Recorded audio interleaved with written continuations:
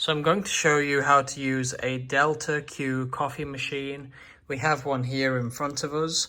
So what you want to do is top up the water here at the back.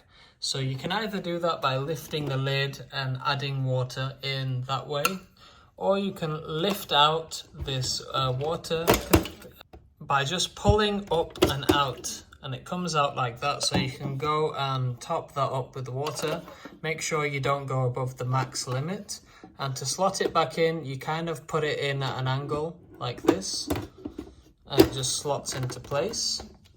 Now what you want to do is take your coffee pod, so I have one here, and lift this up like so, and then put your coffee pod in with this end to the wider portion just here, and then slot that in, and then you close this lever so it clicks.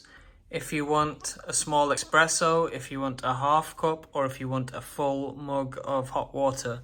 So we take our mug and place it into position. So we're going to go with a full mug. So we just have to press this button like so.